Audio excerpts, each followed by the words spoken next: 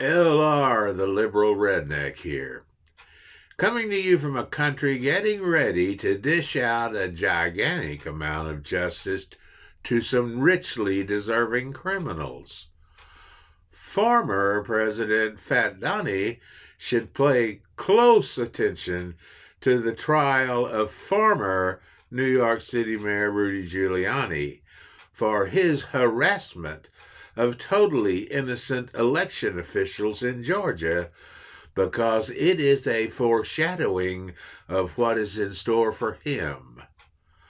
Lawyers for two Georgia election workers played audio recordings in a Washington courtroom of graphic and racist threats the two women received after Rudy Giuliani falsely accused them of fraud while pushing Donald Trump's baseless claims after the 2020 election.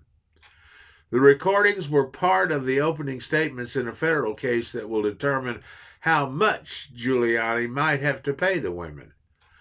The former New York City mayor has already been found liable in the defamation lawsuit brought by Ruby Freeman and her daughter, Wandre Shea Moss, who endured threats and harassment after they became the target of a conspiracy theory spread by Trump and his allies. The only issue to be determined at the trial is the amount of damages, if any, Rudy must pay.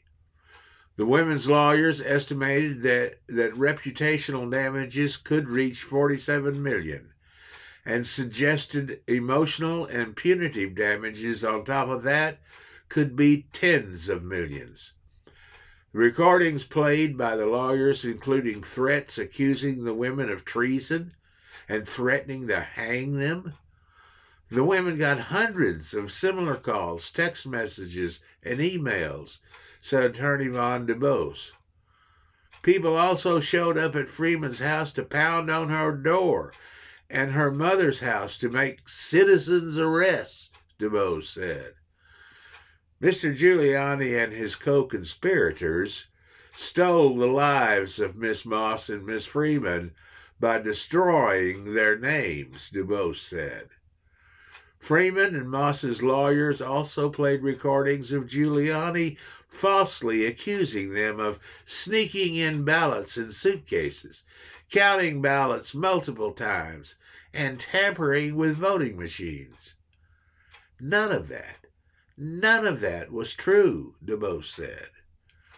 Trump also repeated the conspiracy theories through his social media accounts, something attorney Michael Gottlieb called the most powerful amplifier on earth. The then president also assailed Freeman and Moss in his speech on January 6, 2021. Around the same time, people with flags and bullhorns came to Freeman's home.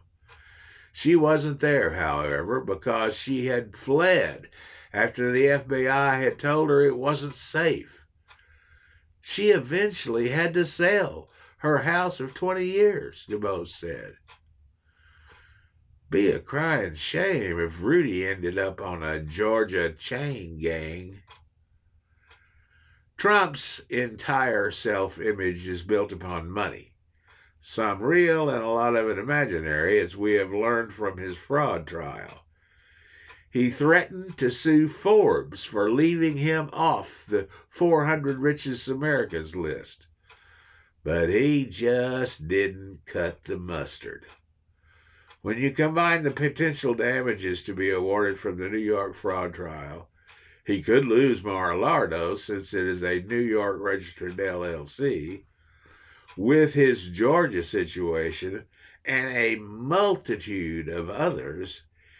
He could end up standing in front of the former Trump Tower selling pencils if he's not in prison. Don't you love it when a plan comes together? Thanks for listening, and remember, always vote blue.